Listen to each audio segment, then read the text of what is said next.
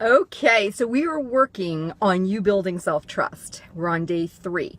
And this is a really important part to this. And I caught this in some of the responses to my previous video, so I feel it's really essential we address this.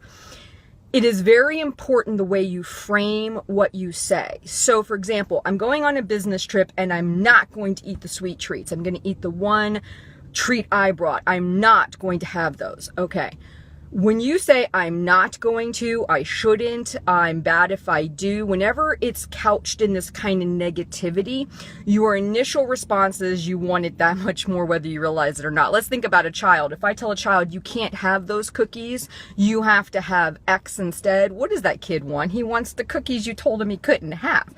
So I had a coaching client and I asked her to do this exercise where she was supposed to list out the ways she was going to build self-trust, and everything was very negative. I shouldn't go back for seconds because I don't need it, or I shouldn't be standing in the kitchen munching on food because that's not helping me get to my goal. Everything was very negative. I want you to frame it in a positive way.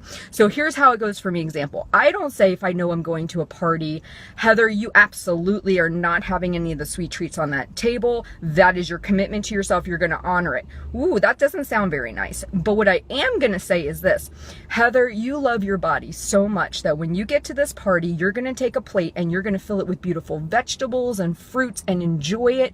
And you're going to make a point to nourish your body. Notice in there, did I mention the treats? No. Did I set myself up for success? Yes. How come? Because what did I do? I said, these are the things I'm going to bring into my body. The reason I'm bringing them into my body is because I love my body and I want it to feel good.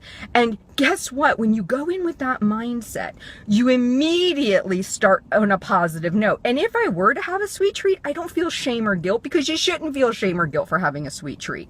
But if you go into it thinking, I'm going to nourish my body and give it this wonderful food, and that is the building self-trust moment, because chances are, when you go to those events because you feel you shouldn't have it, what are you obsessed with the whole time? The sweet treats on the table, right? I know, I've been there.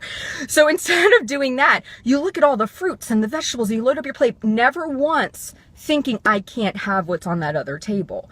It's a mindset shift. The negativity, the I shouldn't have this treat thinking is not promoting that healthy mindset of I love my body, I want to nourish my body, I want to move it in a good way, right?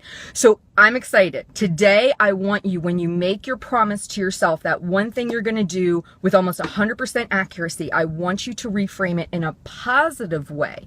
Not you taking something away, not you punishing yourself, not you saying you shouldn't, can't, or are not going to, but what are you going to do for yourself? How are you going to show yourself love and appreciation? I cannot wait to see this. You guys have a great Wednesday, and I'll talk to you soon.